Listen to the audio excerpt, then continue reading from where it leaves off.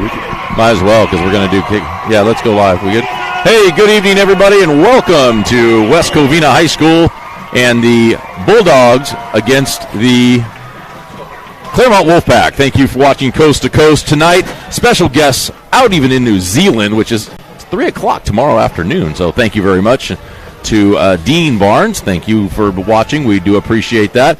And with more on this game, here's our co-host, Rob Hoyle. Thanks, Jim. Glad to be here. Boy, we've been looking forward to this game all week long. Claremont Wolfpack is at West Covina High School, facing off against the West Covina Bulldogs. And this one is for all the marbles. This is the league championship right here. Both teams are 2-0 in league. Both teams have beat the other two opponents, Don Lugo and Chaffee. So it's a winner-take-all for this one. Pretty even teams on paper. They both like to run the ball a lot, don't pass as much. The defenses are definitely going to have their hands full trying to stop the run on both sides of the ball tonight. Yeah, and some of the highlight points right now, some of the big players are going to be the freshman Chris Perez at quarterback for the Bulldogs, along with number 7, Zach Rakenya. Just absolutely, was he 17 touchdowns? I mean, he's their guy. Yeah, the run game definitely funnels through Zach Rakenya. He's going to be the one to watch tonight, along with number 6, Chris Perez, the freshman quarterback. All right, here we go. Number 14 is Donovan Romero. Gets the ball, kicks the ball deep. That ball's going to go to Caden Campuzano about the 5-yard line. Campuzano's got a great seam coming up the middle. He's going to return that ball to about the 22-yard line. That's where the Wolfpack will take over. 1st and 10. So we see Claremont's offense coming on the field, led by number 12, Nathan Giles, the senior quarterback. He's averaging 115 yards passing per game. So for not being much of a passing team, we actually have a pretty decent passing attack. He's got 5 touchdowns in the air himself, and he's going to be handing the ball off a lot to number 2, Caden Campuzano. He's the funnel. Everything runs through number 2. He's got 173 all-purpose yards per game. You just saw him run the ball back. He also runs it, and he also catches it. And here he goes on cue. He's going to hand up the middle. Ball's going to go to Brandon Cole's going to pick up about 3 yards on the play, using Campuzano as a decoy there just to see what the defense will follow. That will bring up 2nd down. Oh, we're going to figure he's going to give him almost 4 yards on that play, I guess. 5. They're giving him, 4 yards on that So we're going to go 2nd down and 6 for the Wolfpack on their opening drive. The Wolfpack come in tonight with a record of 6-2, and West Covina coming in at a record of 5-4. Both are 2-0 in league. So as you mentioned earlier, Rob, this is for everything for the league championship.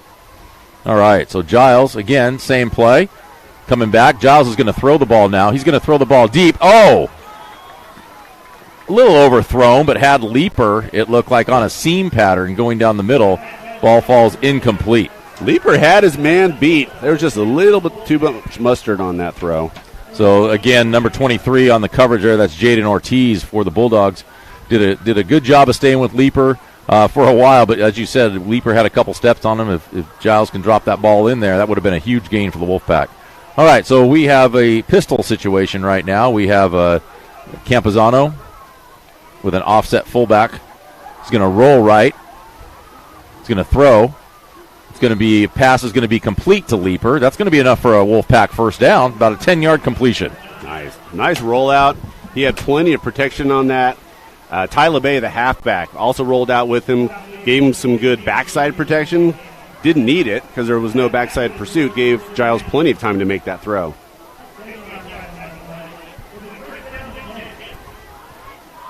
Looking down at the umpire tonight, standing right in the middle of West Covina, that's Mr. Gary Stovall. If you haven't seen Mr. Gary Stovall, amazing baseball umpire, also a phenomenal football umpire. So on to the Wolfpack here. They have a full house backfield. Both Campuzano and Giles and Brandon Cole. Handoff is going to be to Campuzano. He's going to bounce it outside, and there's a lot of good pursuit, but somehow, some way, he's going to pick up. Well, see where they mark him. It looks like no gain. He could have lost a lot of yards on that play, but was able to get back to the line of scrimmage. But there were at 3 different instances, there were Bulldogs in the backfield ready to make that tackle, but Caden just kept sidestepping, stretched the run out, and limited it to just a 1-yard loss.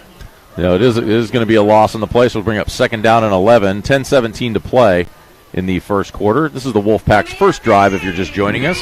Want to thank you again for joining us tonight. We have Ryan Dunphy split out wide right, trips to the short side of the field. Campuzano in the backfield. Now motion by Kenny Ford. It's going to be a pass underneath to Campuzano. Ball came out.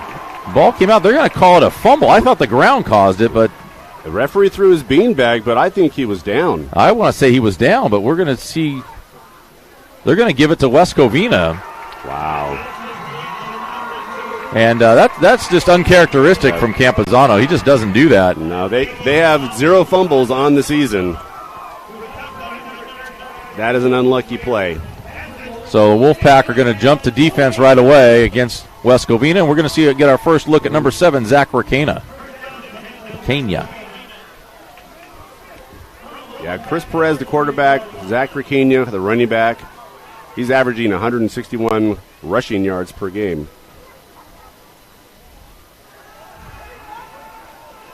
That's intercepted. That's Zach Leeper with the interception. He's taking it himself. He's going to take it all the way to the house for a touchdown. No penalties on the drive. There's a penalty right there. They threw a flag at the goal line. Not sure what that was on. Might be a post-possession foul. Could be a celebration. Could be celebration. It's, in high school, kids are getting a little bit loose now with celebrations. Refs are getting a little tighter with the calls. So we'll see what happens here. We'll see what the call is. Waiting for the white hat. Touchdown is good. Be a dead ball in sportsmanlike conduct against the Wolfpack. So probably a celebration penalty. But, how can you not get happy about the fact you just picked the ball off and went back 54 yards? And they just exchanged turnovers with the Bulldogs. Claremont coming out on the better end of that one. And I think that put the Bulldogs in a bad spot right there. With they don't usually throw the ball on first play of the game. They throw a pick. They faked the run. Perez tried a little rollout, and I saw Zach Leeper go over the top of the receiver that he was defending and just take the ball from him. All right, so Giles will be here for the extra point. This is Campuzano being the holder. So that quickly, and the Wolfpack can go up 7-0 with a good extra point here. And the kick is good, and that's going to put the Wolfpack up 7-0 with 9:55 to play in the first quarter. Again, great job. 54-yard interception return. A 57-yard pick six coming from our statistician, Mr. Brian Nearing in Indiana. Thank you very much for joining us tonight again. Once again, our third man, the missing man formation in the booth. We appreciate you. Nathan Giles looking to kick off here for the Wolfpack. Kind of does a little bit of everything. They're going to go unsportsmanlike, so they're going to put it back. He's going to kick from the 25. So we expect a pretty even matchup tonight. When you look at their schedule, they've got 4 common opponents. The 2 league opponents that they've both beat. Both schools played South Hills High School, and both came up with a win on that one. The only difference is Altaloma. Claremont beat Altaloma during their homecoming earlier in the season, and West Covina lost to Altaloma on their first game of the season, albeit lost 20-13 on that one. Claremont was able to beat Altaloma 24-7. So pretty balanced scoring all the way across. Ball's going to be received by number 28. And he's going to be tackled over there. Nice tackle. I want to say it was Alvarado. It was number 3, Anthony Alvarado, the senior. It's going to be Xander Ricana. That's going to be the brother, I believe, of Zach Ricana. That's the sophomore younger brother. So he took the ball and returned it back up to the 36-yard line. Not a bad kickoff compared to where the Wolfpack had to kick off from. So pretty good field position for West Covina to start their second possession and even their second play from scrimmage. I have to believe they're going to get back to basics. Yeah, I think they may have tried to outsmart themselves in that last one. Faked it to Ricana with the run and threw it instead, and it bit him. Yeah, here comes Ricana around the outside, and he's going to be dumped. He's going to be dumped for no yards, I believe, on the first play there. Yeah, he scrambled ahead another 4 yards, but his knee had already touched the ground. So it's going to be 2nd down and 10 for the Bulldogs. Ricana's a tough one. if you stop him at the line of scrimmage, I think you're okay. But he's 5'8", 165. He's quick. He's quick. If he can break through to the second line and break off a long run, that's where he's dangerous. And this looks like a definite run situation. When you have your wide receiver that split out, he's outside the numbers. They're going to hand the ball off again to Ricania. He's going to look to get around the outside. Good pursuit by the Wolfpack. He's only going to pick up about 4 yards, 5 yards on the play.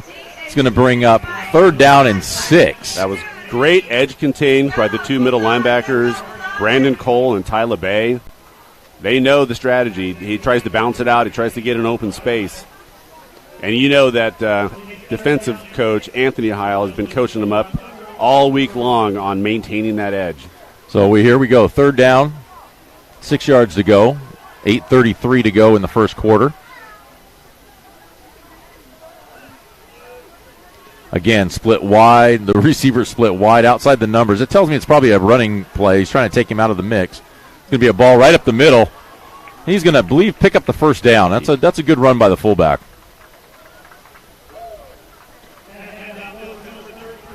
Handoff went to number 33. That's going to be Thomas White. He's one of their other running backs we talked about earlier. Thomas White, they kind of have a thunder and lightning combo here with White and Ricania. Thomas White is at 6 foot, 210 pounds.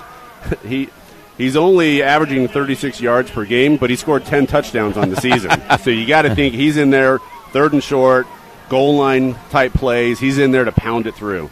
And West Covina obviously feels very comfortable running the ball at 3rd and 6. So it's you're going to get a big dose of that tonight.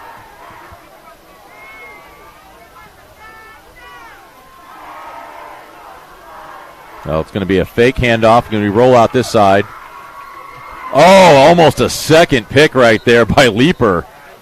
Brandon Cole with the pressure. He's going to get flagged. I think. No, I think they're going to call it. No, I think they're going to call holding. Oh, okay. Yeah, I thought the same thing, but I think he eased up on that, and they're going to call holding. The body language on Brandon Cole made it seem like I think he turned and saw the flag and thought it was on him. Yeah. So that's going to put West Covina in a very difficult position right away. So it's going to bring up 1st down again. And it's going to be 1st and about 26. Yeah, the line to gain for the 1st down is on the opposite 43-yard line. It looks like they're saying 2nd down, but I thought that was the 1st down. 1st down play. So I think it is 1st down and 26, even though the scoreboard says 2nd down. It is 1st down. It is. It's going to be a pitch outside. Pitch to Ricania. Oh, he's down. He was tackled. He was tackled. He's tackled. Both his knees dropped to the ground, and then he popped back up. Wow.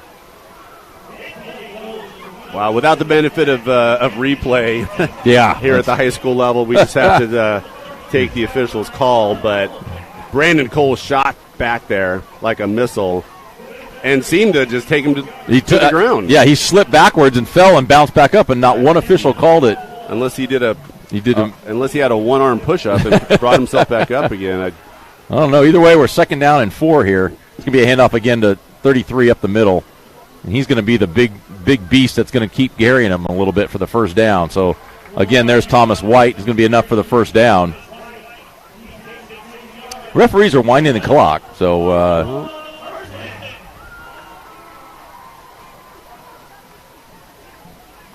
well, the Bulldogs able to erase that holding penalty that put them deep in their own side of the field, able to erase it with a favorable call on the run by Ricania. Definitely. And they're back in business here, 1st and 10.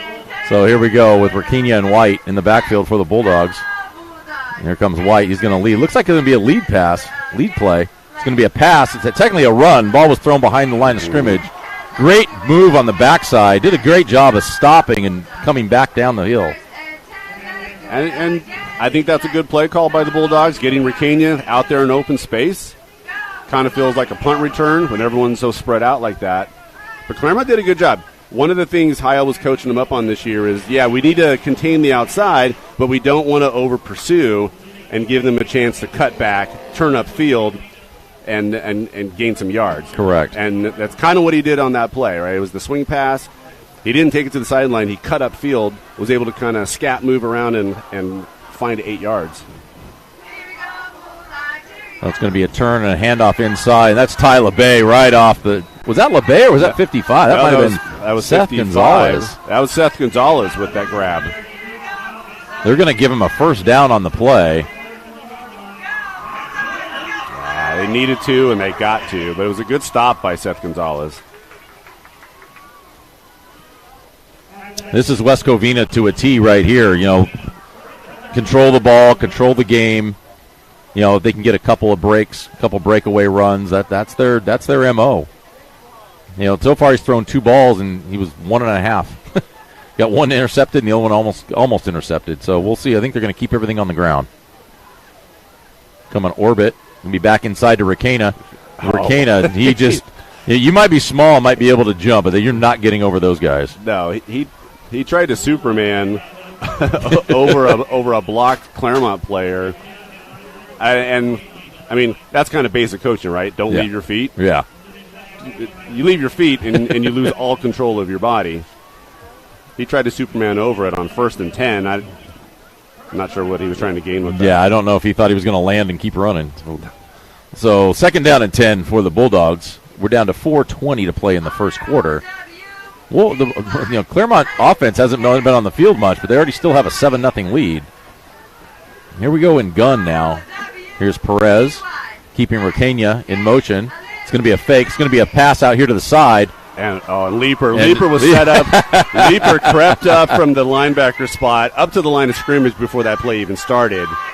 And that screen pass had no chance. No, and that's Xander Ricana on the receiving end of that, the sophomore. And Leaper hit him, knocked him down, didn't tackle him, got back up, and Ricana didn't really know which direction to go, and Leaper got the tackle the second time.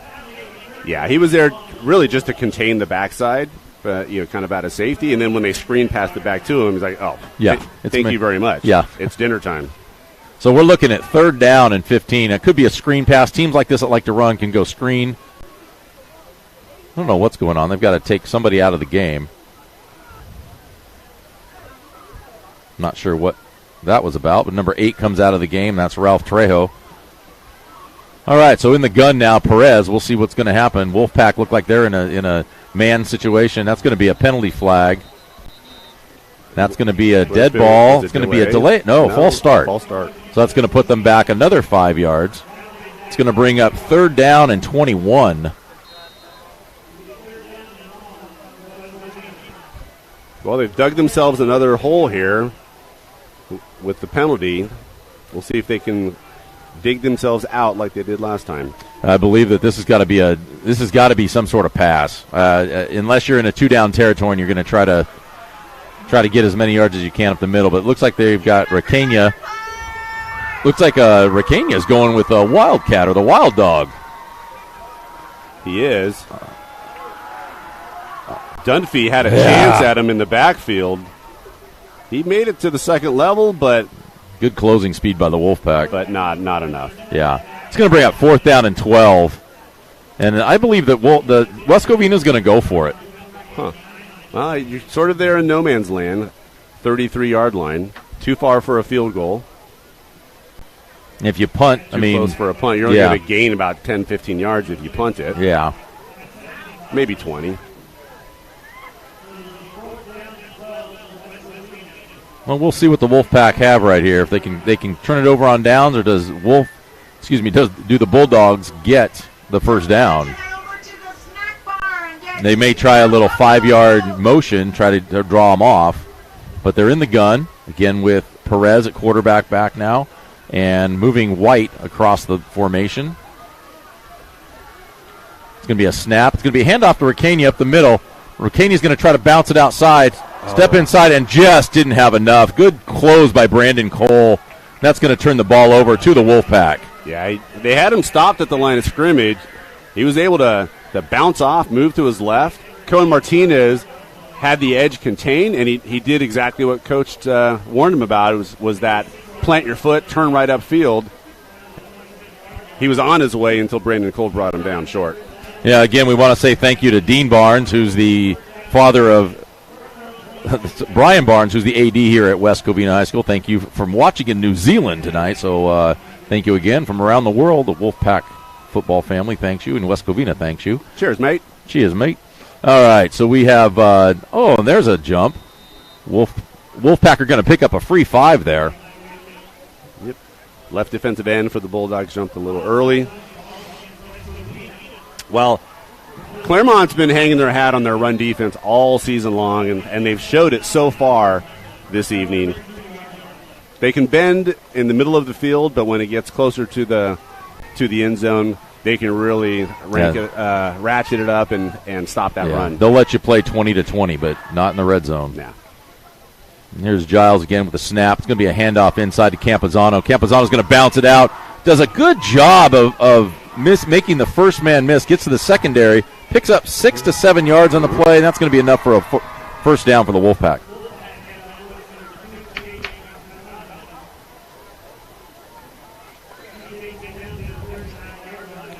Yeah, the Bulldogs have also had some defensive success this season. They're only giving up 17 points per game against their opponents. But beyond that, some more specific, they've got 17 sacks. They've collected 8 fumbles, have 5 interceptions, and they've even blocked 1 field goal this season. All right, so going to be a handoff again to Campos. Oh, it's going to be a fake. Giles is going to pull it. And Giles, bye-bye. He's even, he's leaving. You're not catching him. Touchdown, Wolfpack. That's going to be a 55, I believe, yard run. We're going to pick up from our statistician here in just a moment. But what a run by Giles. Found the seam and just said bye. I want to say, based on the yard markers, that looks like a 61-yard run. And what a play call, what a fake.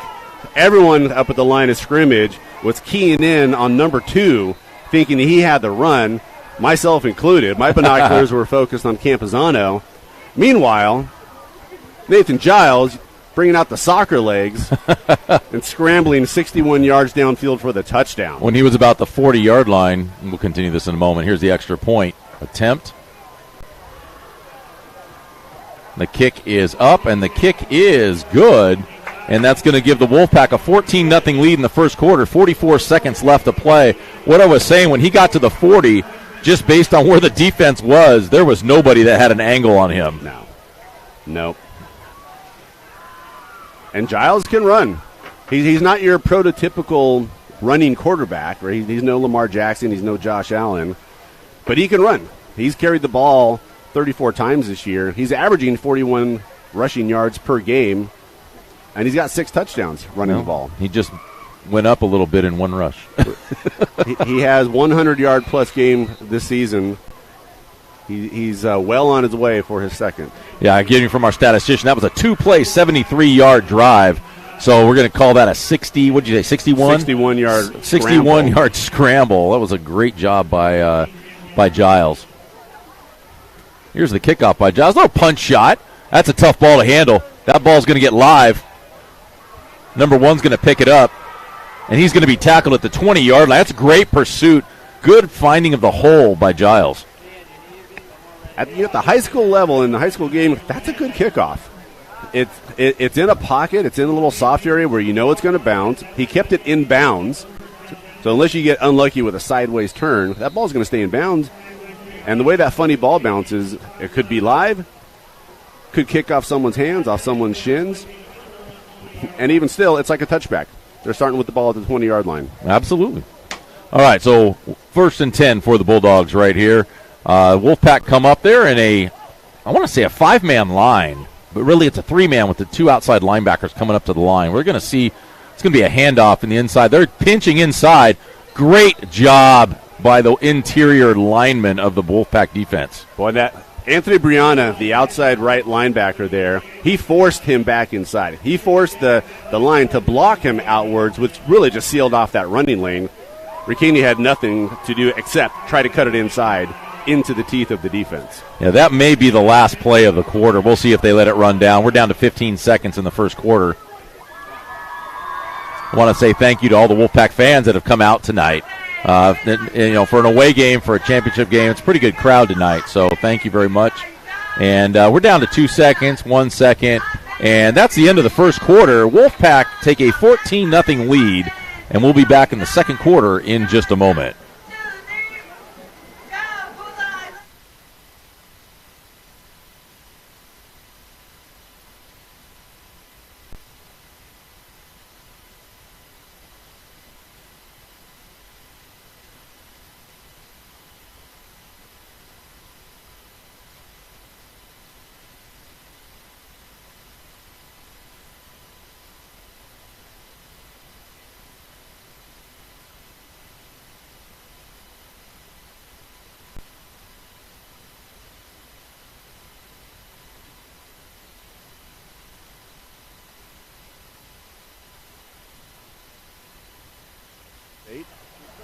Jason Anigan with the Village Abbey and Anigan Ryan LLC.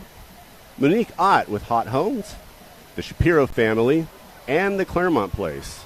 Thank you for supporting Wolfpack football. All right, so we're getting here ready to start the second quarter. Let's looking some of our chats here. We've got a few shout-outs to Coach Shane Heil. Shout-out to number 10. That's Anthony Brianna. So we do see you writing in the chat. We'll try to do what we can do. There's just two of us tonight, so we'll get to that.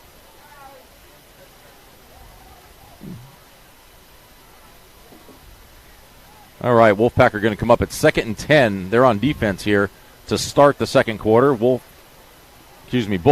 have full house backfield. They're going to hand it off inside. It's a pretty good run. It's going to pick up about 6 yards. They got a good push, West Covina did, from their offensive line on that play. That's what got them the 6 yards. That's going to bring up 3rd down and 4 now. This could be a big turning point in the game if the Wolfpack can stop them and force a punt.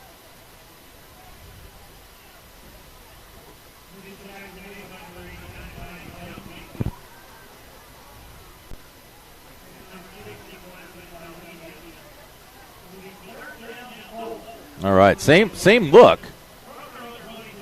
Same look. They may go the other direction or just keep it going the same direction. We'll see. Nope, it's going to be a handoff going the other direction. That's going to be a stop. What a great job by the linebackers. Good penetration by Claremont on that play. Tyler Bay right in the middle of it. Tyler Bay was in there. And so was the big man, number 60, Wesley Valdivia. Great job by Valdivia. All right, looks like the Bulldogs are going to have to punt. That's sending number 14. That is Donovan Romero. He's going to be your punter tonight. He's sending back to punt and back to receive. We will see, but they may just play it safe and let it bounce. They're just staying in their too deep defense right now to see whether or not they're going to send a receiver out wide. Well, I'm no physics teacher, but Valdivia has over 100 pounds on Ricania, and Ricania tried to run into him. Yeah. And I'm pretty sure he just bounced off. A movable object and movable force, something like that. I'm not a physics guy. Yeah. Maybe it's Newton's second law. Maybe his fourth? I don't know. All right, so we have 10:22 to play. Wolfpack are going to take over on their own 37-yard line. So, again, this will be our second, really our third possession of the night. Each team only had about 2 possessions in that first quarter, but the Wolfpack really made themselves known on the defensive side of the ball. And so it came away with 2 scores as well. All right, so here we go. Giles. It's going to be a handoff. Campazano is going to bounce. He's going to stiff arm. He's going to work to get outside. He does. He's going to step out of bounds. That's got to be a penalty. No call. Nope. Wow. That looked like a late hit. Both players were out of bounds when number 1 put a little shove on Campazano. Wow. So the white hat threw a flag, but I'm not sure what that flag is on. The flag's way back by the. You got to think it happened on West Covina's sideline. If that had happened on Claremont's sideline, yeah, people would be up in arms. Yeah. So we're going to have a penalty here. We're not sure where it's going. It's going to go dead ball, personal foul. Okay. That's going to be against West Covina. Okay. It looks like they did catch it. They did catch it. That's a good call. And then, being an official, you got so much to watch. It's not easy down there. I'm sure he was marking the spot. Maybe never even saw the play behind him. It wasn't a violent hit. No. It was just that both players were standing out of bounds when the hit took place. It should be an easy call. All right, so here we go. Wolfpack approach the line now with the penalty. That's going to move him into Bulldog territory at the 41-yard line. Giles in the gun. Campazano off to his left. Trips to the short side of the field again. And here we go again with a jump. They're really putting the pressure on West Covina. Three of the Bulldog players jumped offside. What that's going to do for the Wolfpack later is that's going to get Bulldogs on their heels, and offensive line will be able to get a quick extra step on them. Because right now the defense has to think, they're not coming. All of a sudden, they're going to be on top of you. So it's going to be 1st and 5 for the Wolfpack. 36-yard line. Again, Giles, same set, trips to the short side of the field. Campazano, move Kenny Ford in motion. It's going to be a handoff up the middle. There he goes. Bye. Good hole. Great hole. Right up the middle. Stiff arm. It's going to get to the outside. Nice job by Campazano. It's going to pick up about 22, 25 yards on the play there. It's going to bring it all the way down to the 16-yard line for the Wolfpack. Oh, I thought he was off to the races on that one, the way he hit that hole with no resistance. Then he ran into too many DBs in the secondary and had to alter his course, eventually pushed out of bounds on that left side. Yeah, it's going to be Wolfpack here. Again, Wolfpack, they did this against South Hills, if you remember, or was it Covina they did this? They were up quick in the first half, and then in the third quarter they kind of had that I don't want to say meltdown, but they had a little a little bit of an oh crap. Yeah, a little fuzzy mind moment. Yeah. Because, they came back in the second half. Claremont a little complacent. The other team kind of on fire. They scored 2 quick scores on Claremont. Yeah, Giles just throws that deeper. That's a good route. But I think they set something up there where they saw that if Campy can get a 10-yard post out of that, he'll be on the inside of the defender. Yeah, that was Campazano on that fade to the corner of the end zone. Ball was overthrown. Would have been a tough catch anyways. The defender was right there with them. Maybe they were just testing out the defense, see how they cover that play. Could be, because that ball sailed way out of bounds. All right, 2nd down and 10 for the Pack. Look at Isaiah Yao in the slot. Zach Leeper on the far side now. Maybe this is what they were setting up. Brandon Cole in the backfield. That might be a delay of game. Yep, they're saying false start. False start again. Well, I'm not sure who jumped, but it could have been the man in motion stopped and then kept going. Yeah, he could have fallen forward towards the line of scrimmage. And it's possible that when he stopped, he came to a set and then moved. Yeah. It's okay if they keep moving in motion, but as soon as they come set, they've got to be set for a second. So, anyway, regardless, we have 2nd down and 15 now. Giles gets the call from offensive coordinator Ryan Campazano.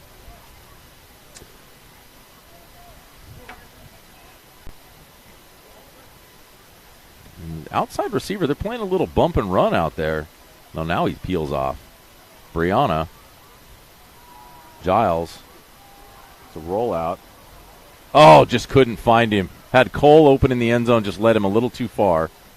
It's going to bring up 3rd down and 15. It's a nice ball by Giles, just a little too far. That was Isaiah Yao. Was that Yao? The receiver in the end zone. I thought that was Cole, but that makes sense. He was a little too strong. I mean, if you're going to, you don't want to miss short because that's how interceptions happen. So if you're going to miss long. Either your receiver catches it or no one does. That was a good job there by Giles to get that ball farther enough out. So it's 9:15 to play in the second quarter. 14-0 for the Wolfpack. They've kind of controlled this quarter so far. Stopped the Bulldogs on their play. Now they're driving. 3rd down and 15. And they are not in field goal range. I'm not sure if this is 4-down territory. Maybe they try to get half of it on 3rd and half of it on 4th. Possibly. Giles. He's going to run. He's going to pick up a good 6 yards. Maybe more. Well, They might go field goal. We'll see. That could bring them into field goal range. It was 3rd and 15. They get 6. Now it's 4th and 9, 4th and 8. They're looking at field goal right here. I'm watching Campazano mark it off.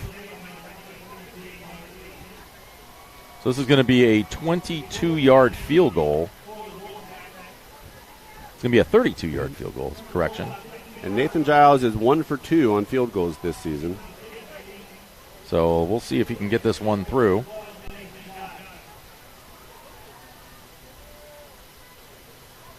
Giles got a good leg on it. It is good. So Giles puts the Wolfpack with another score. That's 17-0 in the first half. 8:24 to play, and the Wolfpack will be kicking off here shortly. I want to go back to some of our sponsorships. I want to say thank you to our platinum sponsors, Stephanie Bradhurst from Casa Colina, Lisa Castro from Calstro Hospice, Angie Kocharian from Allstate Insurance, Metro Honda and Metro Acura. Thank you very much for your support of Wolfpack football. Sarah Griffin, Real Estate Consultants, Yesenia Arias from the Gold Line, Hal Hargrave and the Be Perfect Foundation. If you haven't seen what Hal Hargrave is doing, you got to check it out. Doing some amazing things with spinal cord issues. So thank you very much. We'll get to some more sponsors here in just a moment. And the Wolfpack are looking to put the Bulldogs in the doghouse. Roof, roof. Roof, roof. Nice little punch shot again. That's going to be returned. It looks like they have something set up on this side. I don't know if he's going to get there. Nice tackle. I believe that's Brandon Cole. Brandon Cole. Good backside pursuit. Tripped him up by the feet. Kenny Ford slowed him up, and Brandon Cole finished the job. Great job. So that's going to be, again, at the 21-yard line. Not a bad kickoff. So we'll see what the Bulldogs can come out with here. You know, Rob, you and I talked off the air about the idea that it's tough for a team that runs the ball a lot to get down by too much. It's hard to play catch-up football when you're a running team because it just takes too much time. Yeah. The clock ticks. The clock keeps moving. Really, comeback offenses have to be throwing the ball quite a bit. All right, here we go with Perez. It's going to be a turn. Going to be a handoff up the middle. It's a good job there by White. That's a good job by the interior part of the West Covina line. It's going to be about a 6-yard pickup. It's going to bring up 2nd down and 4 for the Bulldogs. You know, right now I think the Wolfpack are I don't want to say content because they've been here before.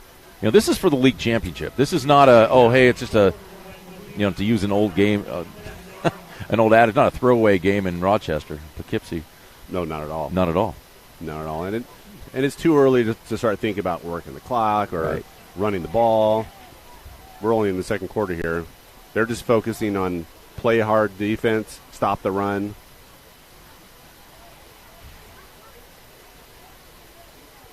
So they may be coming as a sweep. I'm trying to see how they set up. They tried to set up their wide side, and it comes up the middle.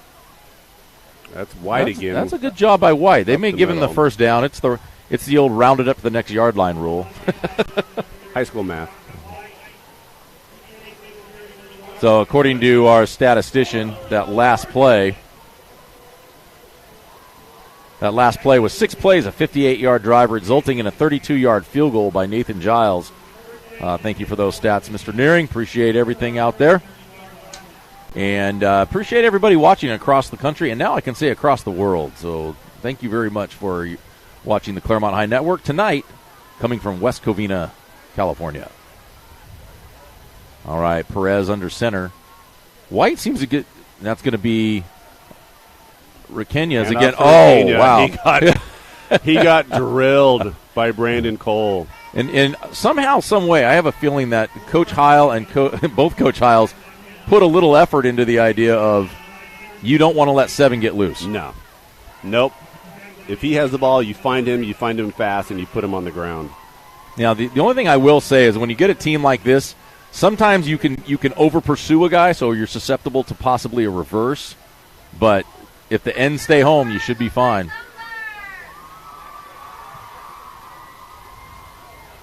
Number 8 goes in motion. That's Torrejo. It's going to be a handoff to White up the middle. Met at the line of scrimmage. Falls forward for about a 2-yard gain. He was immediately wrapped up by the defensive lineman. Tyler Bay was in there. And Dunphy and Gonzalez, too. Came off their blocks and just wrapped them up at the line of scrimmage. He was able to fall forward for a yard or two, but they're in the hole here, 3rd and 8. Here we go, 3rd and 8 again. I have to believe this is almost a must make for West Covina, because if they give the ball back to the Wolfpack with 4 to 5 minutes left on the clock, that could be disastrous in the first half. All right, so we will see what happens here. I don't know if it's going to be a run, possibly a pass. 35, it's going to be a motion penalty.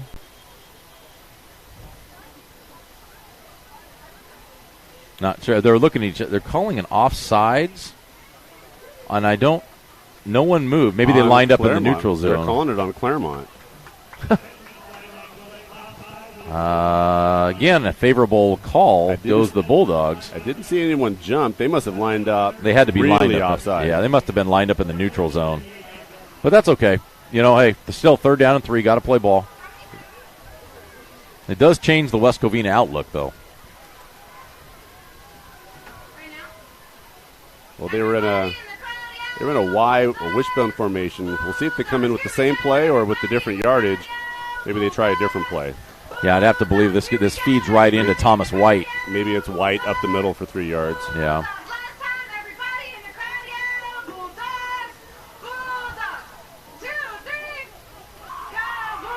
I don't see White in there right now.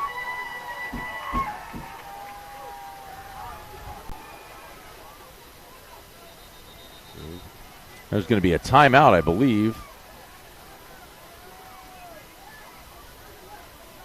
Timeout, West Covina. All right, so we want to get back to a few of our sponsorships real quick. I want to say thank you to Groth family sponsors. I want to say LeBay alumni sponsors for the LeBay family. Thank you. Lisa Lewis from Perry Thomas Construction. We also want to say thank you to Tina Alzaga of Idaho Realty. We've got DJ Junior G. I always call it Doctor, and I don't know why. DJ Junior G is our home DJ. We've got Ubatuba, who gives us our Aussie Bowls on Saturday. Thank you very much for that help. You had mentioned earlier Mike Montgomery Steel, Claremont Place, Shapiro's. Village Postmark has been a huge help for us. Also, Mike Pressure from TNG Roofing and Solar. And we'll get more sponsors out in just a moment.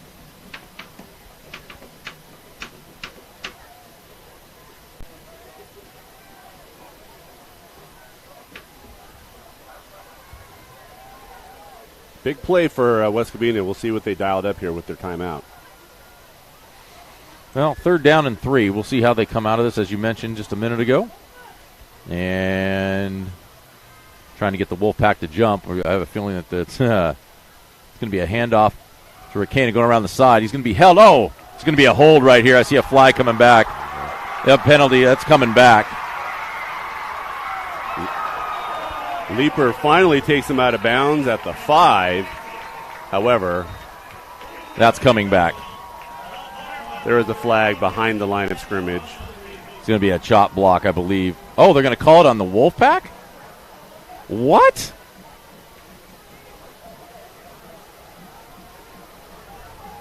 They're going to call going below the knees on the defender, which is a new rule they've put in this year in high school. It's been in the pros and been in college that as a defender, you can't go down below the knees to block a big lineman pulling. And Wolfpack got caught on that right there.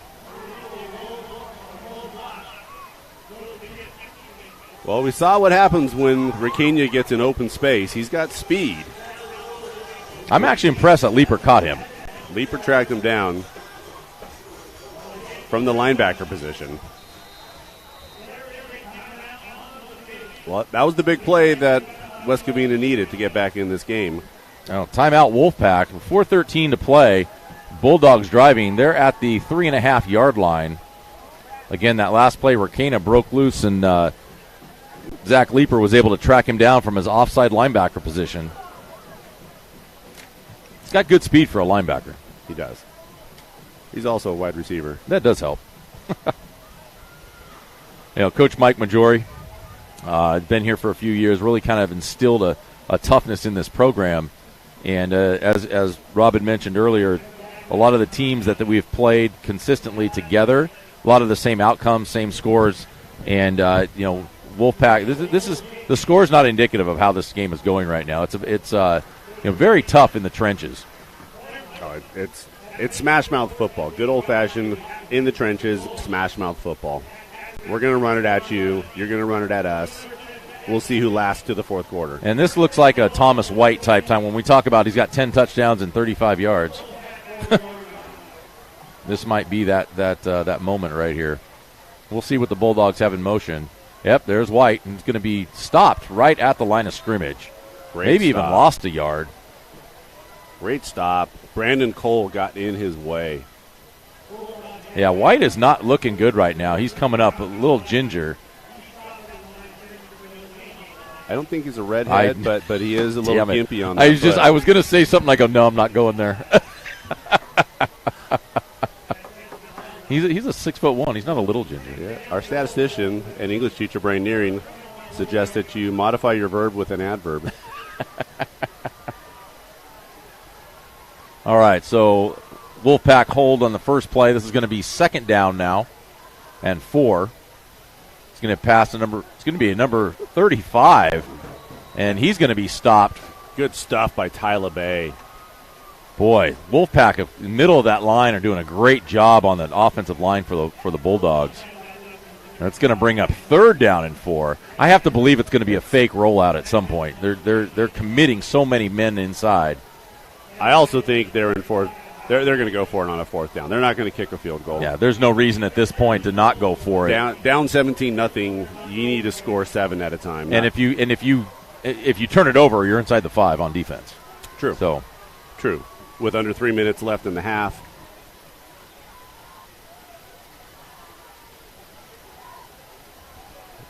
And they spread it out.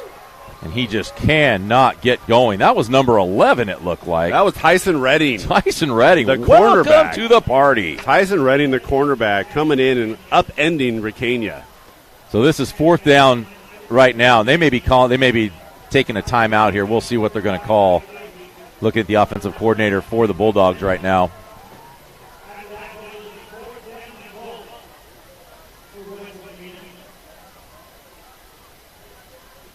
They've got 2 timeouts left. This is an important play, 4th and goal. And they've got to be under 10 seconds to go. So this might be I don't know. There's a lot of open space on the left-hand side. We'll see. He's in the gun.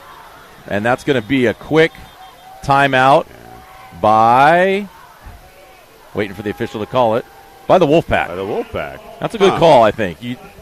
Sometimes you get your motion, get your defense set. Maybe you just don't like the matchup. You don't like the defense that you've called compared to what you're seeing the offense doing. So, also with 2 timeouts left in the half with less than 2 minutes to go, why not use the timeout? Yeah, I'm looking at some of the quotes there online, our chat. Somebody's saying, "You can't jump that, bro." Trying to jump the line there at the far side. So again, thanks for the chat.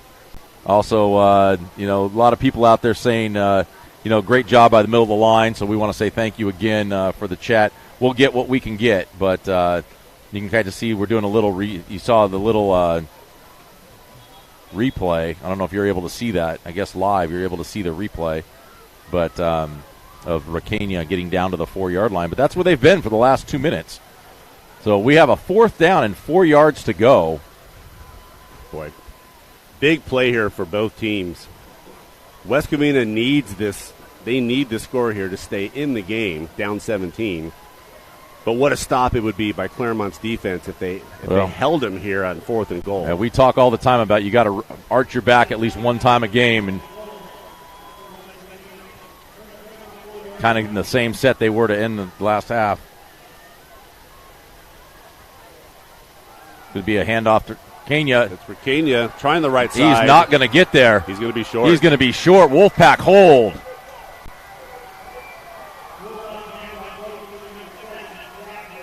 Boy, what a stop by Claremont's defense.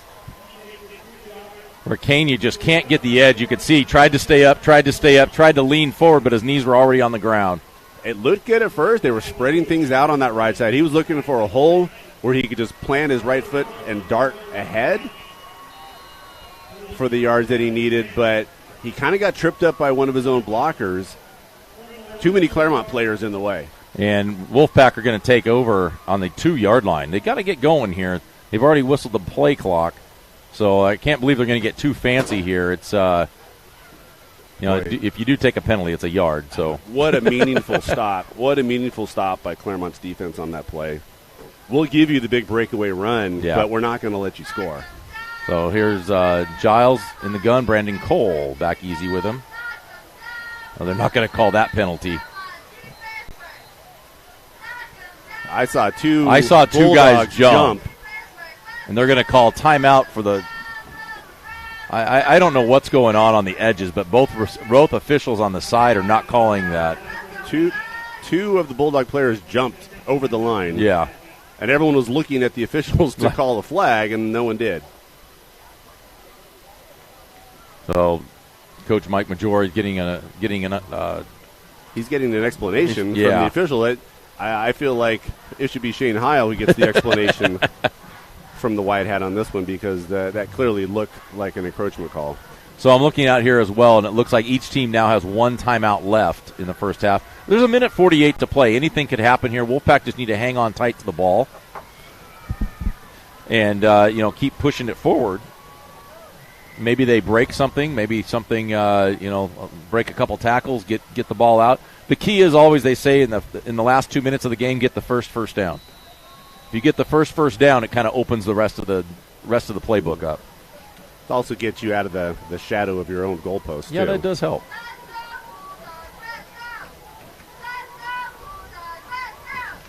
All right, so here we are. Giles again with Cole in the backfield with him. Campazano is split out in the slot right. He's the second receiver, and Leaper's out here on the side. I have to believe they're going to stay with the run, but never know. Oh, it's going to be a throw. Oh, Campazano almost came down with it. It was a good throw. The throw was on the money. It's good defense there by number 23. That's Jaden Ortiz again on the outside for the Bulldogs. That was good defense. Caden was running under the ball, on pace to catch it, and then Ortiz came up. They met at the same time, and he was able to knock that ball away. Yeah, I really thought that the 50-50 ball that maybe Caden would come down with that, but good defense by Ortiz. All right, this is going to bring up 2nd down and 10, but the unfortunate part is the clock stopped, so I have to believe that this may be a run play here. Yeah, I kind of like that play call on 1st down. Why not take a shot? Yeah. Why not take a shot? You got a lot of field to cover to get to the other end zone, so why not take a big shot? There goes Brianna in motion.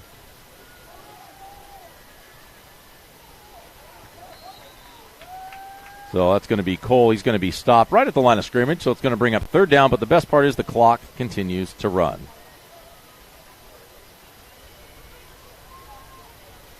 So I have to believe that they stop him again on 3rd down, that Bulldogs will use that last time out to conserve some time.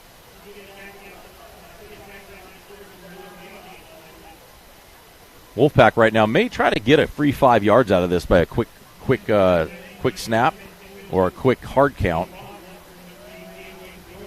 Giles gets the play from offensive coordinator Coach Campazano.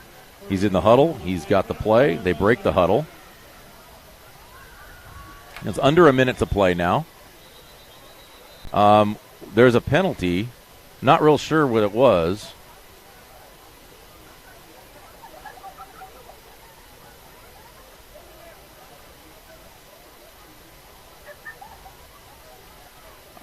Are they called delay a game?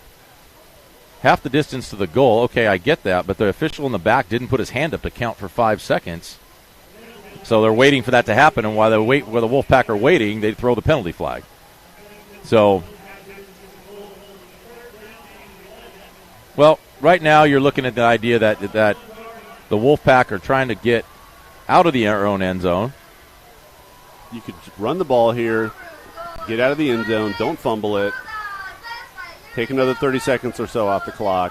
There you go. That's all right. There you go. Brandon Cole, good job. Yeah, that's a good call. I think that Bulldogs are going to call timeout here. I do like, while we went back, and I do like the fact of the big ball on the first play. Hindsight's always 20/20, but, it's one of those cases that looked like the Wolfpack were just trying to get the ball out of give them a little bit of punting distance. Now, I believe the punter is going to be Logan Castro. I mean, it was a good time to make that play call because it was 1st down, unexpected. But with less than 2 minutes left, you're not going to be able to drive the field running the ball 9 out of 10 times. You're just going to run out of clock. So you got to take a shot here and there. Yeah, Coach Campazano is talking to the official right now, saying you never put your hand up, and he was pointing about we don't know the conversation, but obviously he wasn't happy with the penalty there. So the Wolfpack are going to come out in a punt formation. I believe that's going to be Logan Castro punting the ball. And this is a crazy thing that Does he dare just take the safety? Is it too early in the game to do that and then just do a kickoff to hold the game? I would punt it. I would punt yeah. it and trust our punt. Our punt coverage has been good this season. We haven't given up any runbacks on punt. We've given up 2 on kickoffs, but this is different. An official's timeout now. Not sure what's going on. You know, you can always tell a good officiating game if by the end of the game you didn't really notice the officials too much. I'm not saying they're doing a good or a bad job, but we are noticing them quite a bit so far in this first half. Yes. There's a punt by Castro.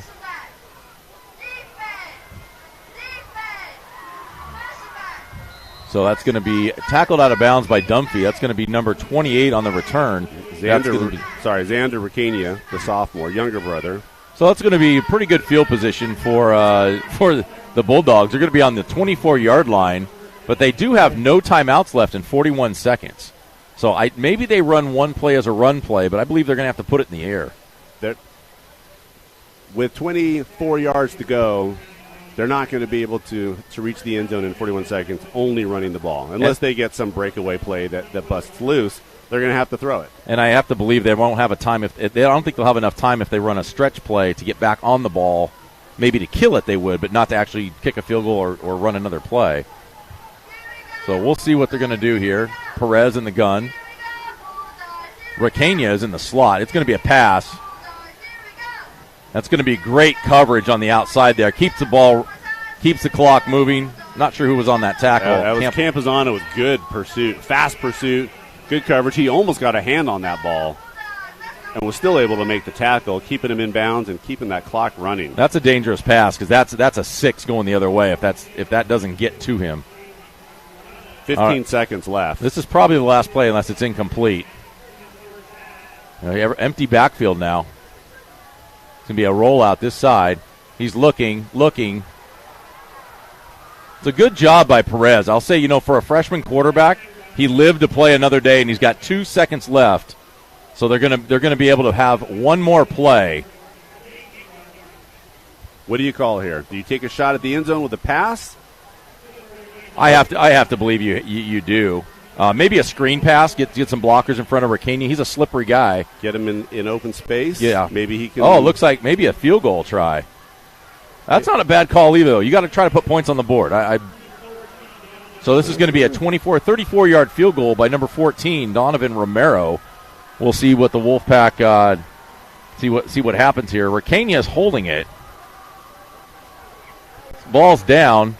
Kick is up. I don't know. He missed it. He pushed it right. So the Wolfpack are going to take a 17-0 lead into the halftime right now. There's going to be a lot of halftime festivities. Are you guys filming the halftime or no? No? Okay, so just so you know, we may or may not be on for halftime. It is homecoming here for the Bulldogs, so you'll see some homecoming festivities going on.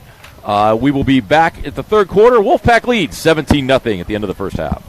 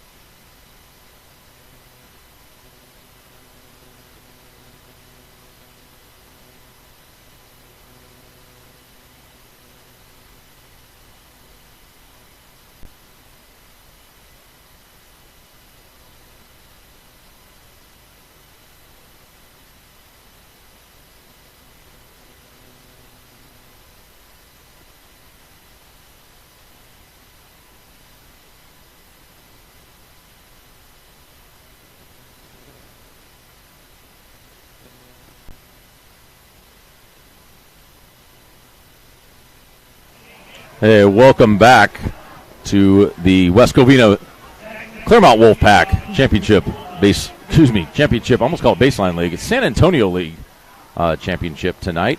Wolfpack are up 17-0. I want to give you a few stats from the first half.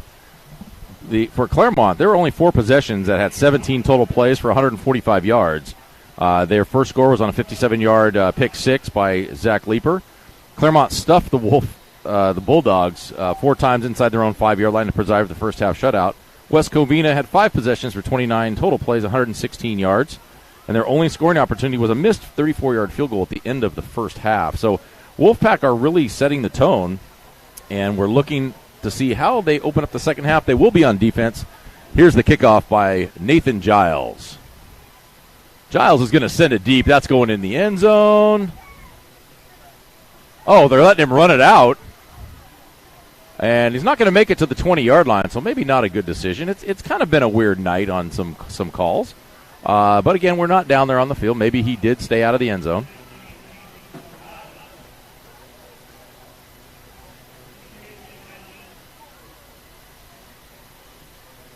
All right, Wolfpack will be on defense first to start the second half. West Covina Bulldogs come out. The same cast of characters, Zach Ricania.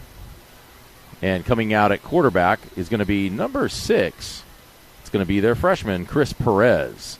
Perez stands at 5'11", 150 pounds, a little slender, but again, just a freshman. Ricania lines up in the spot back right behind behind Perez. Going to get the ball right up the middle. And just as before, tries the middle of the line, does a pretty good job, carries a few guys with him. And Zach Leeper coming off the that's Dunphy coming on off the outside. Number 81 is going to make the tackle for a 4-yard gain. It's going to bring up second down and 6.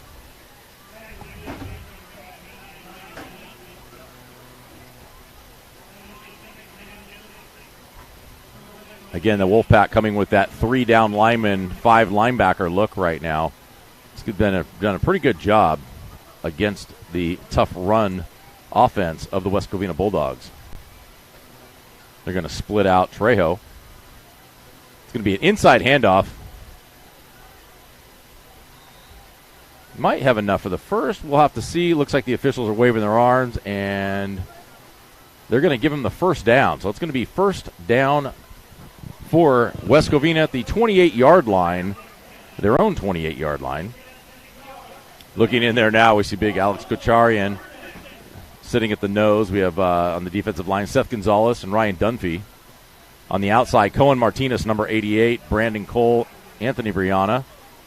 See Kenny Ford out there. Ty LeBay, Caden Campazano, and Anthony Alvarado. And, of course, Zach Leeper. And there's going to be a penalty on the play right away. It's going to be a dead ball. Substitution infraction against the Bulldogs. That's going to back them up 5. Too many men breaking the huddle. Again, in high school, and I believe in college as well, you can't break the huddle with 12 men, 11 or more than 11.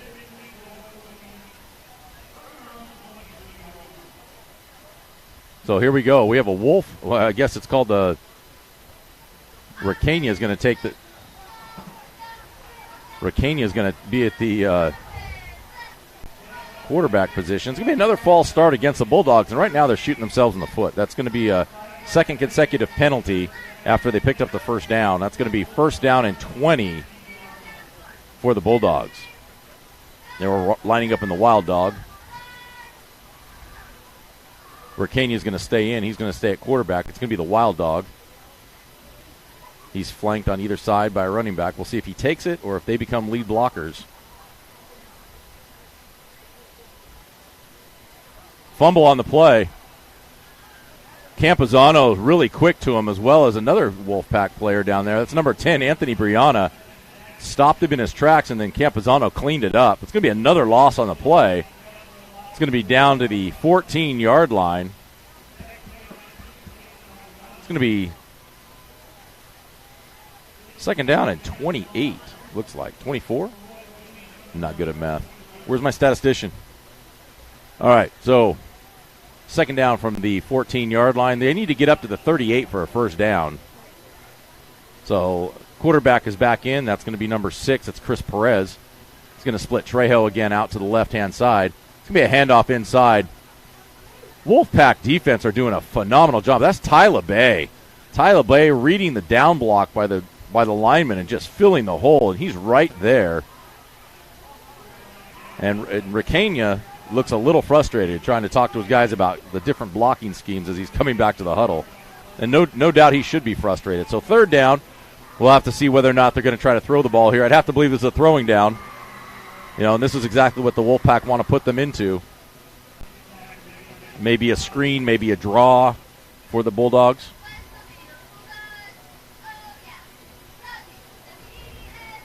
$8:20 to play in the third quarter. Time is draining fast here. Almost 4 minutes gone already. Perez going to get it. He's going to roll out to the left. It's going to be an intercepted ball. It's going to be intercepted out there, I believe, by Anthony Alvarado. Trying to see that far on the other side of the field. That is number 3, Anthony Alvarado with the interception. Wolfpack are in business at the 20. We'll call it the 22-yard line of the Bulldogs.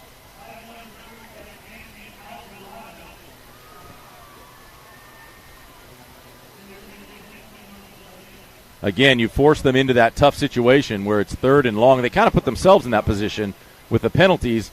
Had to force them into a passing situation that fed right into the Wolfpack.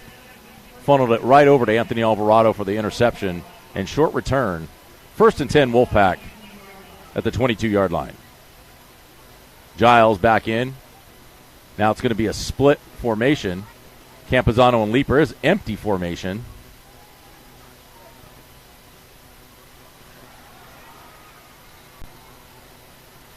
There's going to be a penalty. I'm not sure. I didn't see a flag being thrown, but it seems like the head official is taking all the calls on this side of this side of the line. So we'll have to wait and see. Maybe he doesn't have a flag. Maybe that's what he's looking at. But it looks like it's going to be illegal shift against the offense. And I want to say that was coming out on Zach Leaper on the far side. He just didn't get set before the ball was snapped. That's a possibility. I thought about the play. I just didn't see a penalty flag. Maybe this guy doesn't have the ref on this side doesn't have a flag. Maybe that's why the white hat's making the calls. So 7 minutes, 57 seconds to go. Going to replay the down. It's going to be 1st and 15 now for the Wolfpack from the 20, call it the 27-yard line. Giles, Campazano offset left. Campazano's going to get the ball. He's going to pick his way. Does an absolute phenomenal job of just being patient, getting up the middle, and look how many yards. He picks up 14 yards on the run.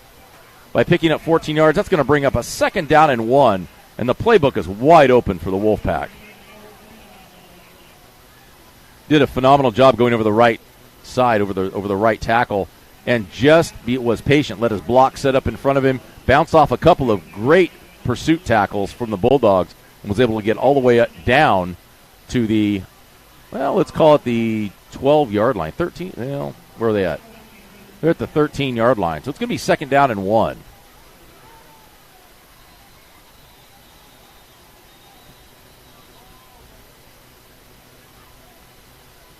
Whistles on the field. There's going to be a timeout on the field for West Covina. So the Bulldogs call their first timeout of the half with 7:11 to play. Wolfpack have a 2nd down and 1. Again, getting to some of our sponsors. We want to say that, again, this is for the San Antonio League Championship tonight. Both these teams will make the playoffs in Division 9 starting next Friday night. Really, the winner of this will have a home game to start the season, to start the playoff run.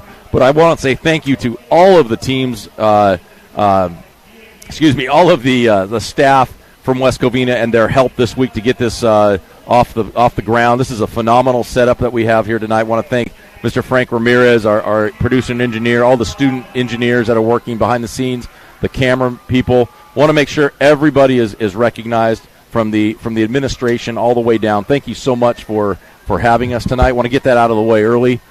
2nd down, back to action, 2nd down and 1. Giles under the center. It's going to be a handoff to LeBay up the middle. He's going to pick up the 1st down. It's going to be a first down about the 7 or 8 yard line.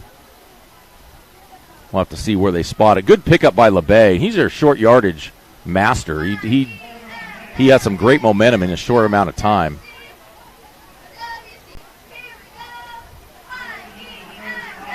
It's going to be first and goal for the Wolfpack from the 8 yard line.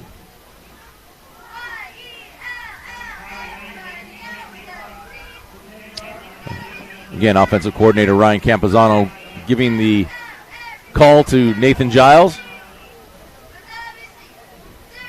Giles comes out. Have slot left with Kenny Ford and Zach Leeper out here. Campazano and Cole in the backfield with Giles. There goes Cole. It's going to be a handoff inside. Campazano, and not many, maybe a yard pickup, if any. Maybe a no gain on the play. It's one of the first times they've had no gain on the play tonight. Again, time draining down. 6 minutes left to go in the third quarter.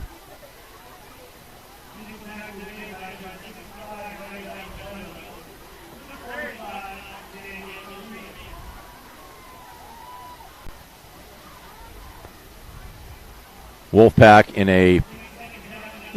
a full house set to the right. Campazano, LeBay, and Cole.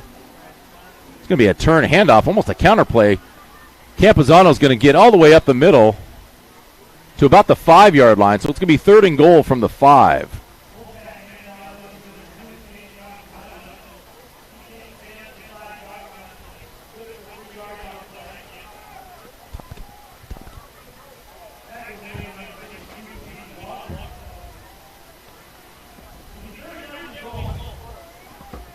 Third down and goal right here. We'll see if they decide to run the ball still, if they're going to throw. If they throw, I have to believe they may go for it again. Well, I take that back. If they run the ball, they may go for it on fourth down, depending on what they get. You have Giles. You have Cole in the backfield. You have Campazano on the outside of Leeper on the left-hand side. Put Campazano in motion. Now they stack.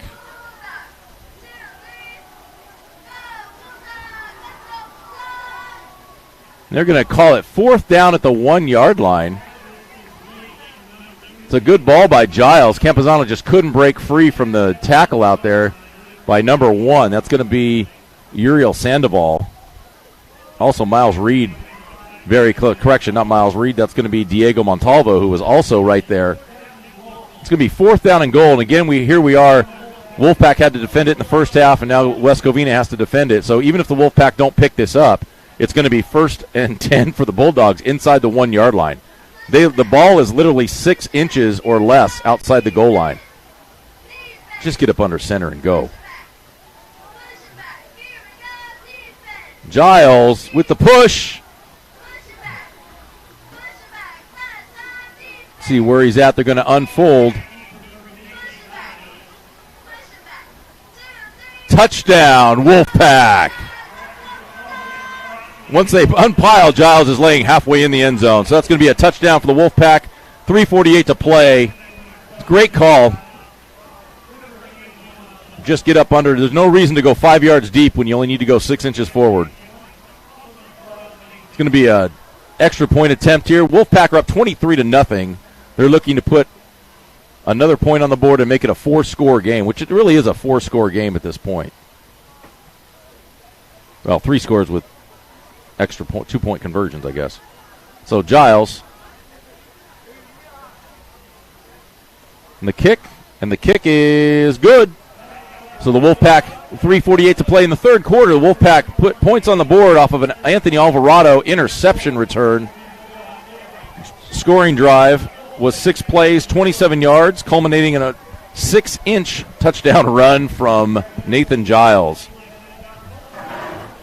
3:48 to play in the third quarter. Wolfpack comfortably in front, but definitely not taking it. Same type of situation they had at Covina. They were up 21-0. Came out and just kind of had that fuzzy brain moment for about 5 or 10 minutes. Let Covina back in the game and then proceeded to go ahead and break out of it and win 30-16. So they did a good job there. And I'm sorry, 43-23 at Covina.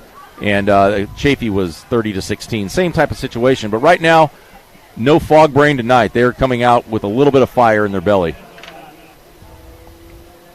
Giles again, a little punch shot. It's going to be returnable about the 10-yard line. He's going to pick it up. Going to cut up the middle. It's a great job by the defense right there. Zach Leeper forced him inside.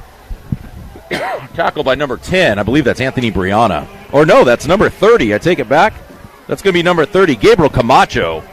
That was Gabe Camacho and also Brandon Cole on that tackle.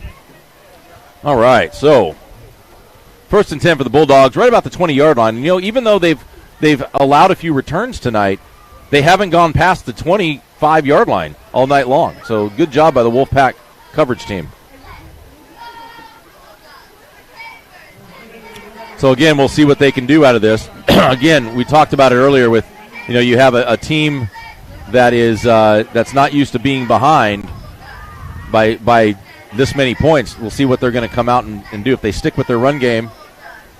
Oh, it's going to be a quarterback sneak. Well, actually, I say quarterback. Sorry. That was Ricania in the Wildcat formation, just kept it himself. I did not see Ricania come in. I still thought that was Perez, but good call on that. He's going to pick up about 3 yards on the play. Be second down and 7 for the Bulldogs. Ricania comes up a little gimpy. He is. Trejo enters the game again. He was stretching his right leg out after that play. Could just be a cramp, too, but never know. We'll see where they come out in here. Ricania is still in the Wildcat or Wild Dog.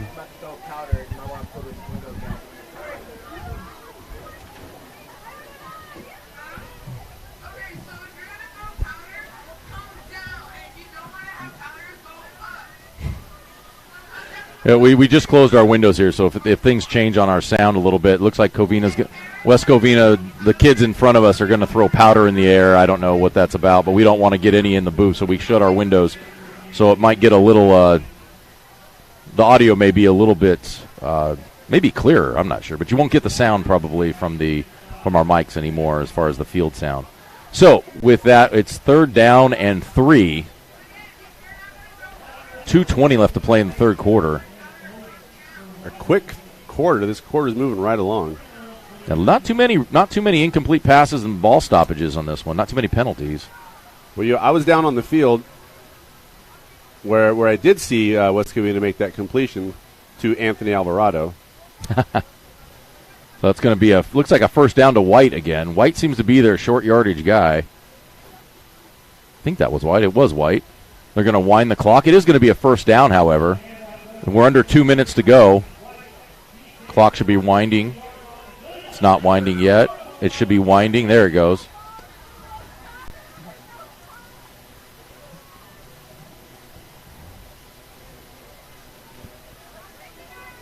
First and 10 for the Bulldogs from the 33-yard line. Center field.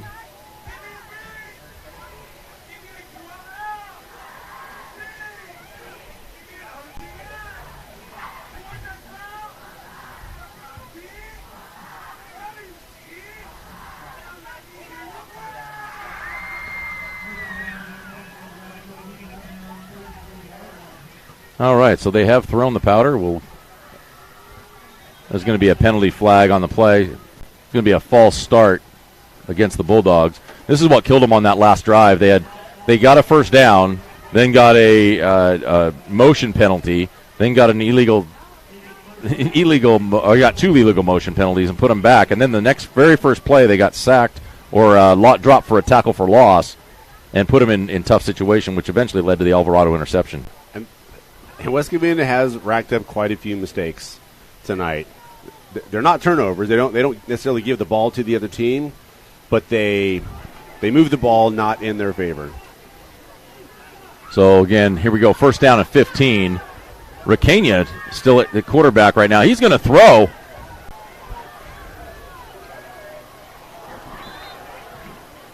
Now I'm glad to see no flag on that play. That's a great job by Tyson Redding on the outside. Sometimes in high school you see officials just see contact and they immediately throw the flag, not really looking at the play itself. But yeah, there wasn't a whole lot of contact. Redding didn't turn his head to look back at the ball either. And in the end, it really didn't matter because the throw went out of bounds. That's true, too. But Yusef Salama there on the receiver in question. So, again, this puts the Bulldogs back 2nd down and 15. 40 seconds left in this quarter.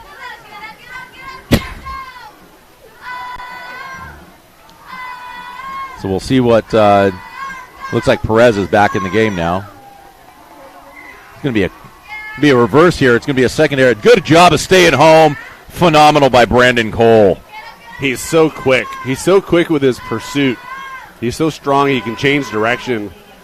And that was number 9, Ozzie Ramos, the senior, trying the reverse, but Brandon Cole there to sniff it out and take him down in the backfield. Another loss of 2 yards on the play. It's going to bring up, there we are again. We're right almost where we were before.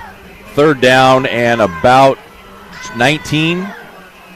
And looks like they're going to just let the clock run out. So we're going to the 4th quarter with the Wolfpack 12 minutes away from a San Antonio League championship.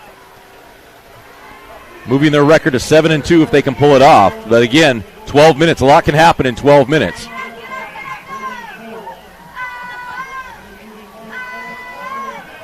You know, I will say this. That we've had to do senior night and homecoming on the same night. Luckily, it's never been in a game situation where it's meant championship. But I have to say that some of these kids may be emotionally spent with a lot of the emotion happening today. Not that it's an excuse, but that is a factor. And this is the 3rd homecoming that we've played at as the visiting team. Claremont won the first 2. One was against Altaloma High School. The next one was a win at Covina High School. Chaffee High School. And Claremont's hoping to pull off the trifecta, the hat trick tonight of spoiling 3 homecomings. I can't remember the last time. It's always usually you try to schedule your opponents that you want to try to beat. And I think it just nowadays it just falls on whenever you have the home game. Whatever you can. With situations, sometimes your homecoming is not during a league game. You never know what the school calendar is going to look like. You usually don't have homecoming of your last game of league play or last game of the season. It's usually earlier, but it is what it is. All right, so West Covina, they're going to flip ends of the field right now, and they're going to come out with a 3rd down and 17, 12 minutes to play, start of the 4th quarter. And where did they start the drive? On the kickoff, they started with the ball inside their own 25. Was it 20? It was about the 22-yard line. And after some first downs and some penalties and some losses, they're now at the 26-yard line. They've gained 3 yards. 4 yards. All right, so here we go. It's going to be a rollout. It's going to be a pass. It's going to be a pass to number 16. Caught by Isaiah Johnson. Isaiah Johnson does a good job of a little comeback play. And I'll tell you what, the Wolfpack did a pretty good job there as well, keeping him in front of him. Nice tackle on the outside. Johnson doesn't have a lot of receptions on the year, but at 6'3", the junior is a good target out there for Perez. And that's going to make it 4th down, and it looks like the Bulldogs are going to have to punt.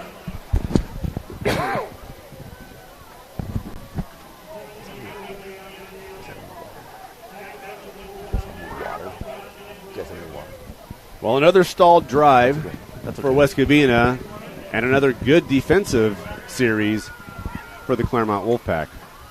All right, back to punt again is Donovan Romero for the Bulldogs. Clock running 11 minutes now. It's a good punt. They're just going to let it bounce. It's a good job by the Wolfpack, and it's going to kick back. Wow, when things go your way, they go your way. That could have gone the other direction for another 10 or 15 yards if it hit right.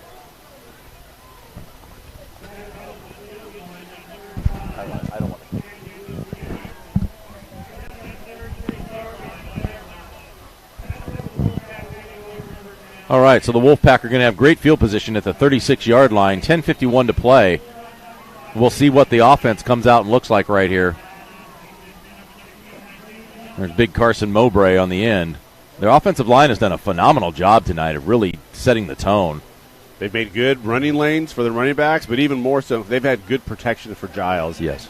I mentioned earlier that West Covina has 17 sacks on the season, but they really haven't even come close to getting Giles so far tonight. No, and you know, hats off to Coach Campazano, the offensive coordinator. He's picked his right times on the ball of when to call the option read, which we saw Giles score on, also dropping back into pass. Giles has done a good job of getting rid of the ball very quickly tonight. So Campuzano on that run picks up 6 yards. It's going to bring up 2nd down and 4. Want to say thank you again to everybody watching on the Claremont High Network around coast to coast and around the world. Thank you very much for joining us tonight. It's Wolfpack Football After Dark on the East Coast and the East Coast time zone. All right, clock is running. We are at 10 minutes left to go in the game.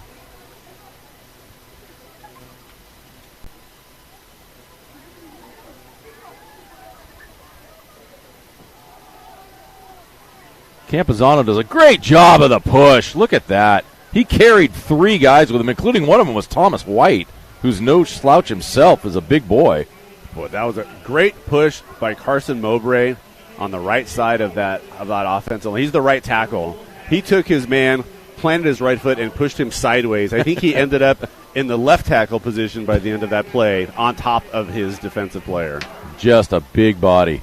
All right, so Wolfpack get a first down at midfield. And this could be a methodical drive that pretty much seals it for the Wolfpack if they can continue this. They have 9 minutes and 20 seconds to play. I formation, Campuzano in the backfield. Looks like Ty LeBay at fullback. There goes Cohen Martinez in motion. Pulls out the safety. It's going to be LeBay up the middle. Off tackle. It's a good pickup by LeBay. 3 yards.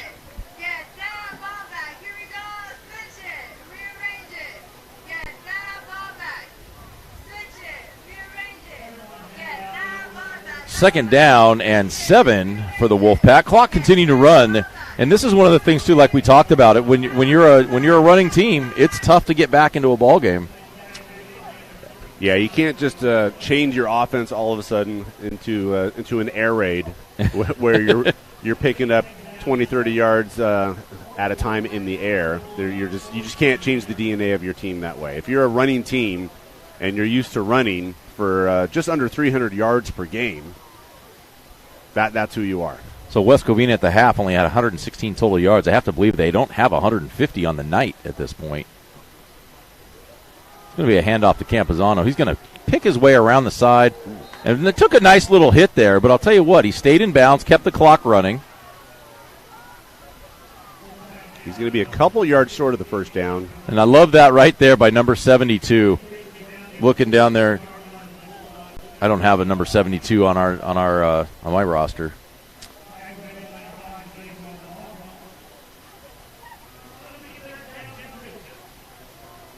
I did not see who that was, but I was going to say 72 put a big block on one of the defenders, and right afterwards went over and helped him up, and good sportsmanship on the Wolfpack's part right there. And again, the coach, you teach them to play hard, but you play clean. When you play fast, you play hard, you play clean, and that's exactly what Coach Hiles taught them to do. I noticed 72 out there in the first half, and I think it might be Iso Ganley. He has come in and played some offensive line. I think I saw Julian Zacharias coming out after halftime with his pads off, so it's quite possible that Iso is in there for Zacharias tonight. All right, so Giles gets the Bulldogs to jump and gets a free 5, and that's another first down for the Wolfpack. We're now down to 7 minutes on the clock, so we are halfway through the quarter just about. Keep forgetting they're not 15-minute quarters, so not quite there yet. Pre-game, looking at this matchup, it looked pretty even. They had some similar stats, some similar scores, but that's why you play the game. And here we go with Giles. Looks like Campuzano offset left. Well, that's Alvarado.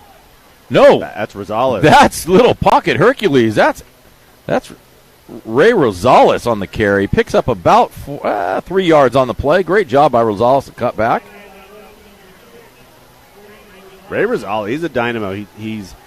He's diminutive. He's hard to spot behind that big line, but he's got strong legs. Once he picks his hole, he can plow ahead for a few yards. He's averaging 5 yards per carry, and most of that is after contact. Hey, I want to say a big shout-out to Rebecca Minton, who's watching from New Mexico. Outstanding. There's another state we can add to our list. Great job. Thank you very much for paying attention tonight, tuning in to a possible league championship. 6 minutes to play on the clock. Wolfpack have a first down. Second down, and we'll call it 7. Rosales again in the backfield. And Alvarado is now split out. He's the number 2 receiver. Giles going to roll left. He's going to just take it down. Smart play. Nothing there. No reason to throw the ball. Keep the clock running. Boy, this drive has been impressive, not just because they've moved the ball or had the outstanding plays. It's just how they're draining this clock. And they've really put, boy, I want to say they've had a 12-minute quarter.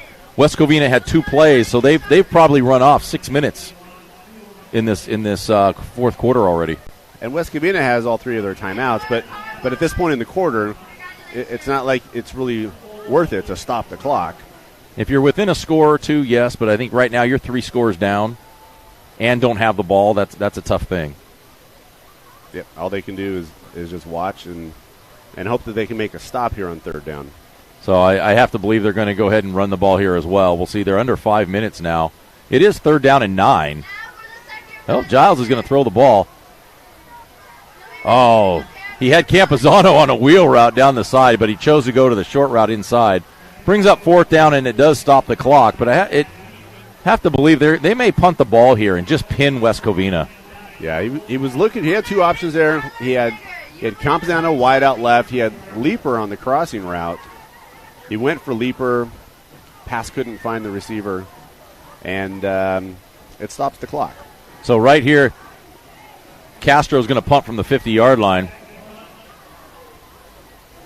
Line of scrimmage is going to be the 36-yard line. And we'll see how they're going to field this.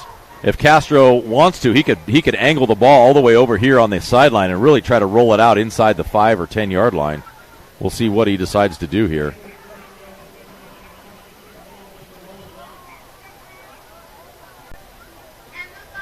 That's just going to kick it straight up in the air. That's going to get a great Wolfpack bounce. How about that? That's going to be down inside the 15-yard line at about the 13.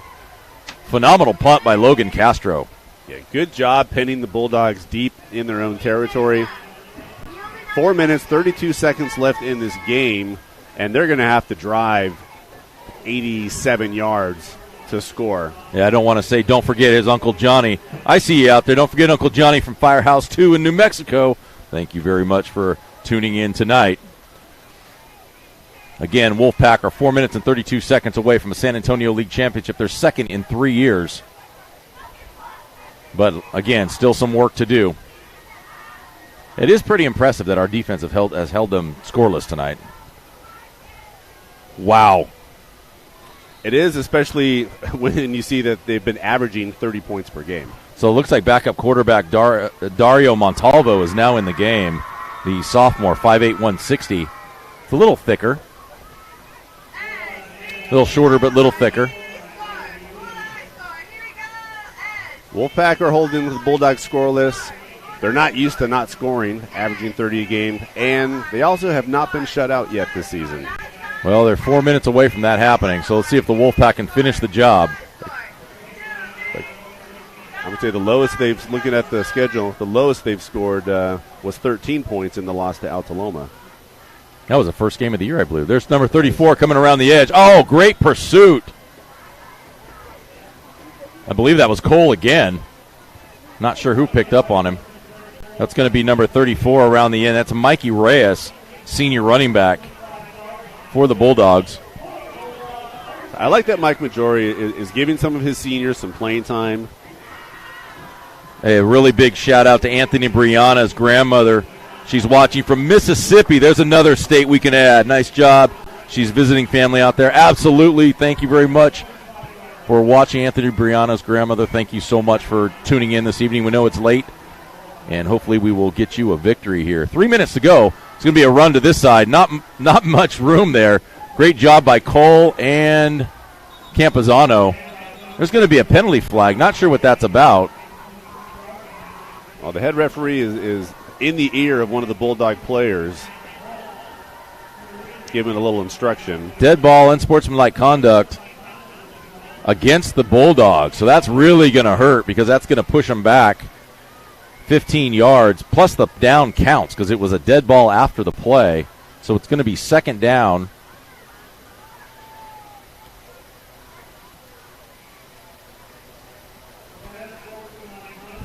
You could add that to the pile of penalties and mistakes that West Covina has made tonight, and it's made their job that much tougher. And I look at the clock, and we're under 3 minutes right now, and it's going to come down to second down. At second down and 22. So we'll see what the quarterback comes up with. This is, again, Dario Montalvo. And the officials are going to kill it. They're going to talk to the white hat.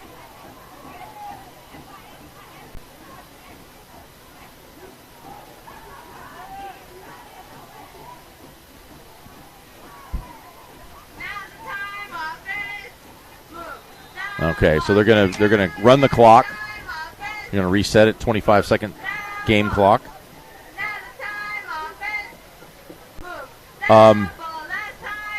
Handoff, I guess, to 34. Great job. There's going to be a penalty right here in the backfield. I believe that's going to be on Tyler. The person who's going to be called on Tyler Bay was going out. I think it was a blindside block or a hold. Not sure. We'll see. Personal foul. Yes, a strike against. It was a blindside block against West Covina, so it's going to go half the distance. And West Covina right now, I hate to say it, should just take a knee. Not in the end zone, though. They've had 4 consecutive penalties. And at this point in the season, those sorts of things should have been cleaned up. Those are, some of them have been mental mistakes, some of them have just been self-discipline mistakes. Yes. And at this point in the season, those shouldn't be happening. No, but I'll tell you what, hats off to the Wolfpack defense tonight. Offense did their job as well, but I'll tell you what, this Wolfpack defense set the tone from the very beginning with the pick six. First offensive play of the game for West Covina. And here we are, 3rd down and 30.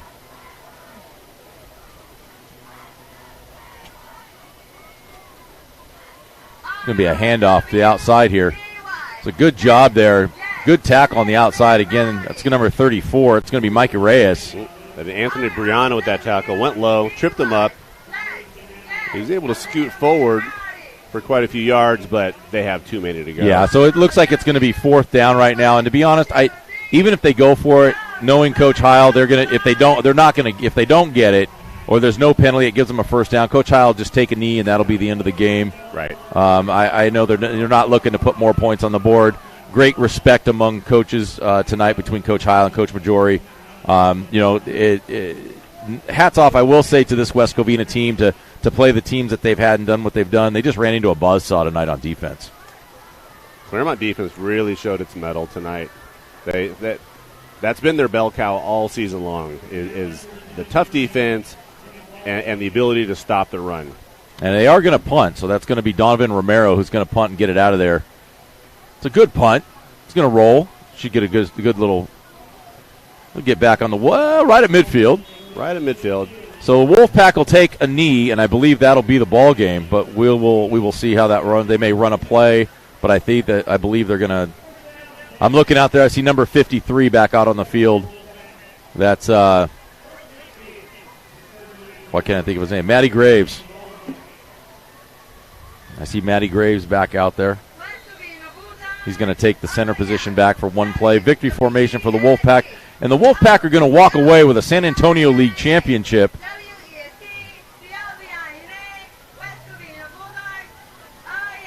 And that's going to be the ball game right there. And they're going to walk away with the San Antonio League championship. They'll draw a home field playoff game next Friday night at Claremont High School. Shane Heil gets dumped. He gets the Gatorade shower. And congratulations to the Claremont Wolfpack. Also, congratulations to the West Covina Bulldogs. Even though tonight wasn't their night, they will be in the playoffs. They'll probably be on the road. The Bulldogs finished their season 5-5, 2-1 in league. The Wolfpack finished strong, going 7-2 and finishing at 3-0 in league this year. So congratulations to Coach Heil and the rest of his staff. Coach Ryan Campazano, Anthony Heil, Jason Flaglance, Leroy Quinn, Abu Vade, Ace Gonzalez, Anthony Heil, as I mentioned before, and Albert Cruz, and Gabe Alvizo. Again, congratulations to all the Wolfpack there. A lot of shaking it up right here. Phenomenal job on the entire season. It's been a long time since January. These guys have been working for this. Should also give a shout out to Jonathan Snap and his athletic training staff. his student trainers, also Dr. Alvarez donating his time from Pomona Valley Hospital to be the on-call doctor on the field as well. That's a great observation. Good job. We want to also say thank you to Frank Ramirez, who is the engineer and producer of the show, and all of our student engineers and student producers that are behind the scenes. Want to say thank you to all the camera workers tonight. Thank you very much. And especially thank you to the fans for coming down tonight. And the ones that watched online, hey, this is for you as well. Thank you so much for all that you have done all season long, for tuning in. It's late nights everywhere. But I'll tell you what, this Wolfpack has earned it with this defensive output tonight. You knew it was going to be a tough game. You had a feeling, not just because we're Claremont homers, but I had a feeling Claremont had the edge. I thought it was going to be a close one. I thought Claremont was going to come out on top. It did not predict a shutout, a 24-0 win for the Wolfpack. No, I think the Wolfpack defense put the West Covina Bulldogs in such a tough spot early in the game by being behind the sticks, in second and third down. But hats off to the defense. I will say this, Zach Ricania, phenomenal athlete. That kid can run. He's quick. He's slippery. He's fast. You can see why he has so many rushing yards on the season. Definitely. Well, we just want to say thank you again. We're just kind of basking in this moment as you're watching the Wolfpack celebrate across the way. They're going up and shaking some of the hands of the fans as a normal tradition. The cheerleaders, thank you very much. Thank you for the student trainers, as Rob mentioned. Want to thank our statistician. Can't forget that, Mr. Brian Nearing in Indiana. Thank you so much for being with us every Friday night and having a phenomenal job to do. Yes, you do. You watch every game. We do appreciate that. Wolfpack will find out, I believe, on Monday, maybe Sunday, I believe it is, on who they will play in the Division IX playoffs. They'll definitely be one of the top seeds. I have to believe that based on their defensive output again this week. I'm looking down at that. Boy, they've got a lot of shutouts on their season. And even when teams score, they don't score much in the second half. So, again, from West Covina, California, my name's Jim Muncie. And along with Rob Hoyle, we just want to tell you, thank you again for everything. And as always, go Pack.